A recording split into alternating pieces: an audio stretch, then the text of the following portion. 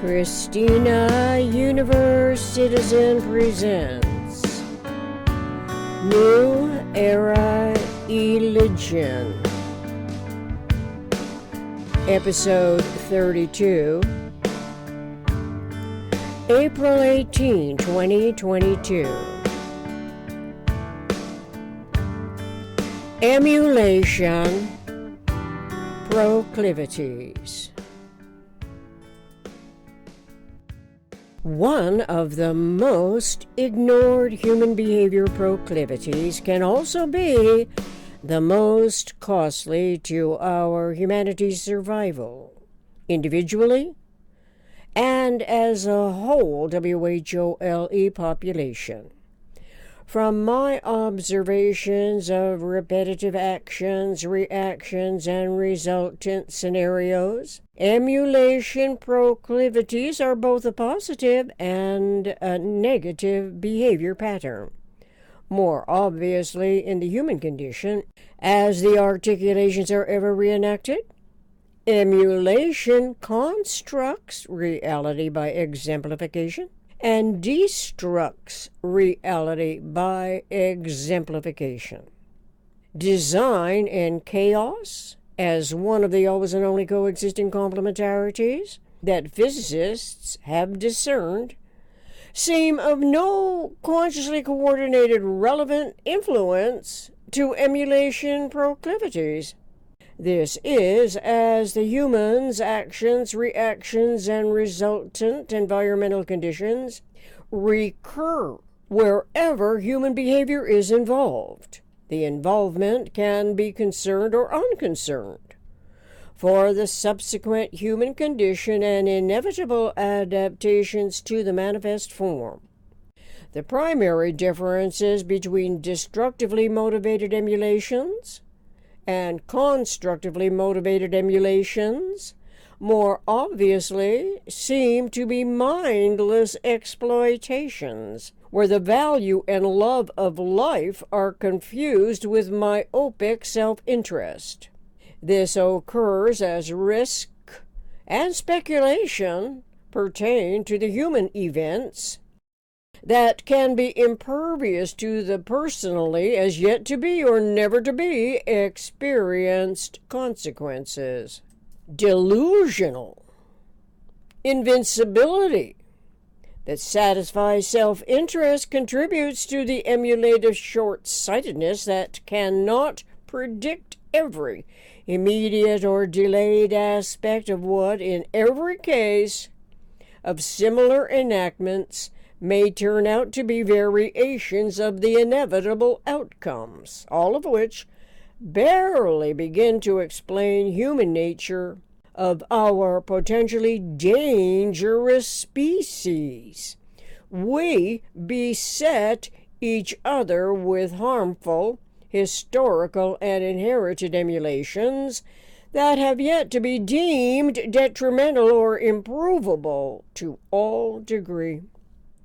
Exploitations in the value of doing harm are often praised without considering the alternative options, one of which could be explorations in the more precious value of doing no harm.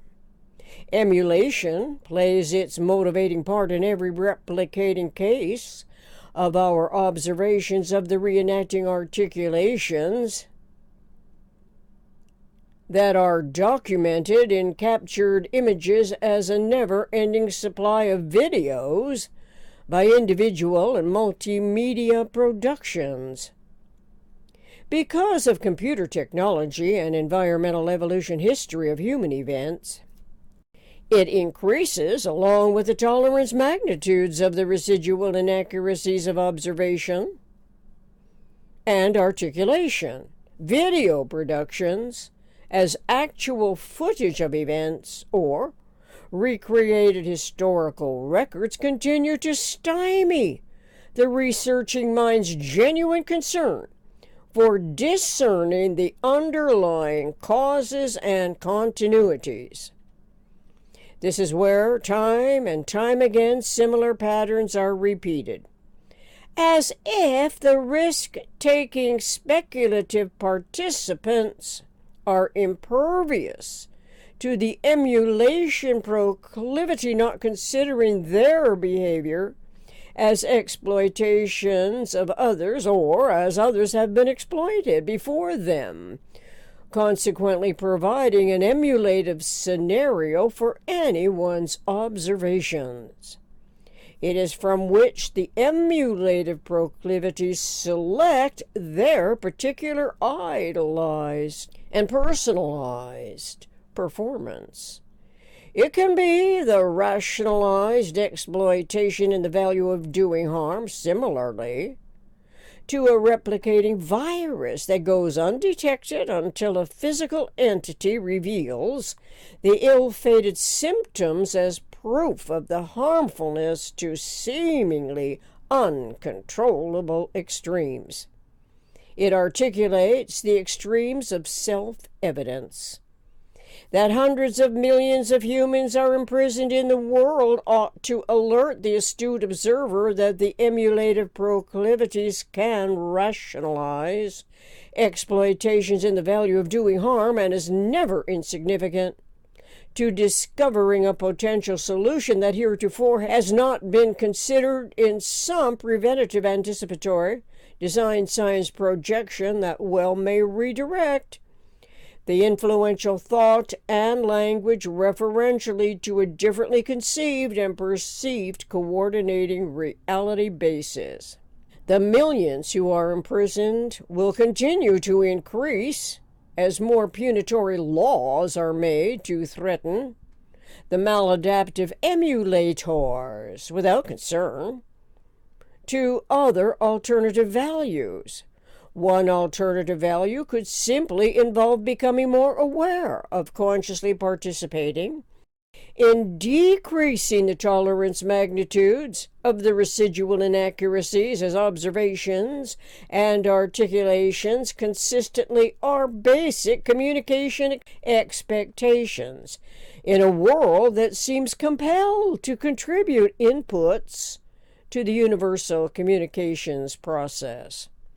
Those inputs seem to be emulation itself that is promoted and permitted at every level of enterprise, correlating to capitalizing on the exploitations and a relative mindlessness of the harm that is done.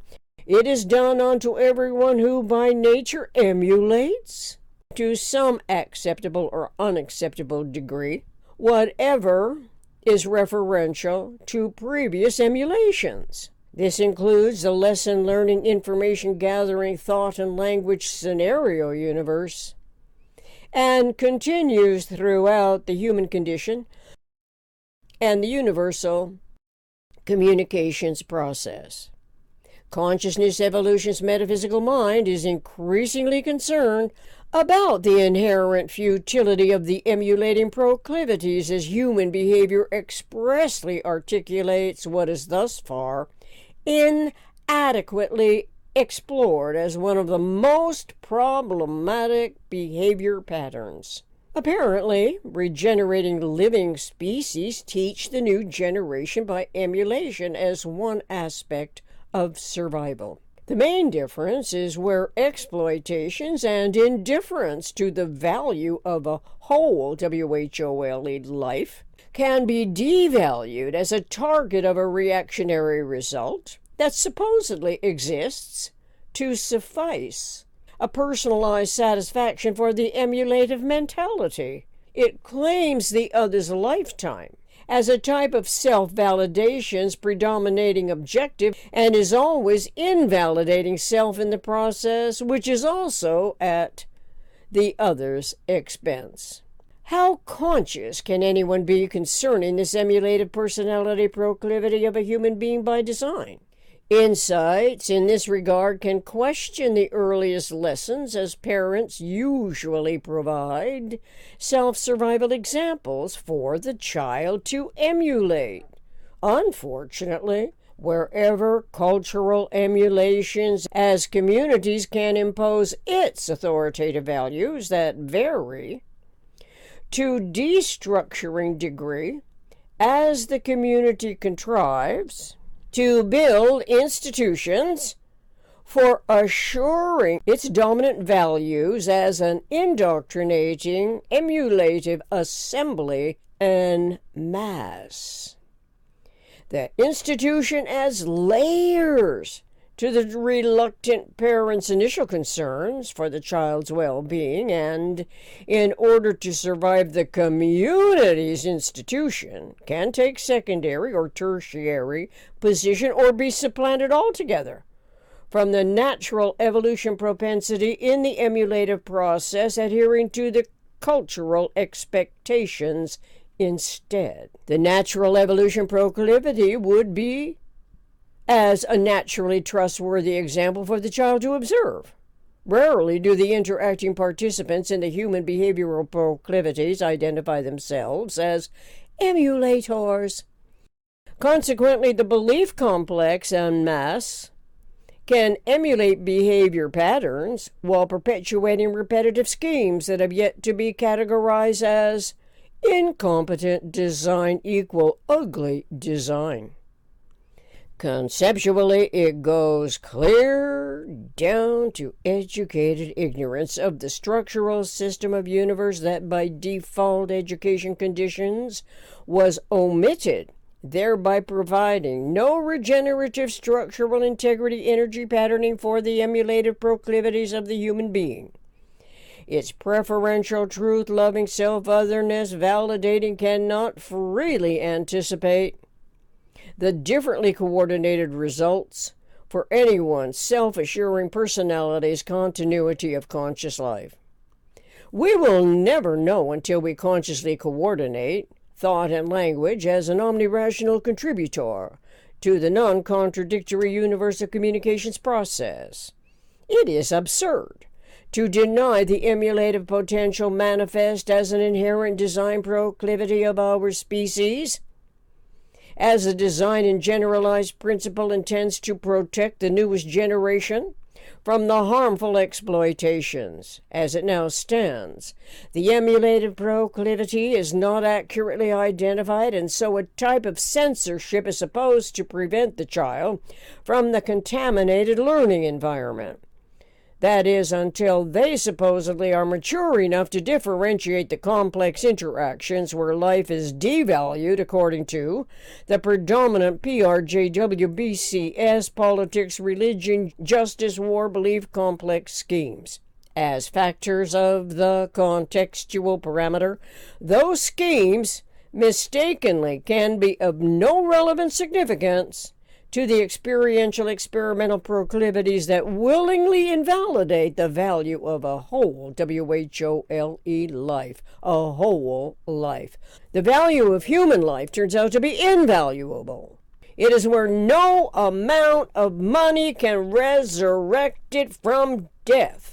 So what compels humans to emulate those whose self-delusions take the other's life to satisfy self-other invalidation?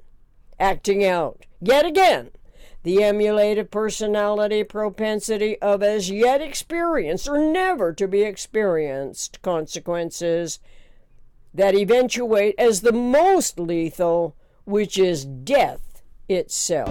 Thank you for your undivided attention, if that happens to be the case, and your continued interest in this important research project, especially in regards to manifesting a true democracy.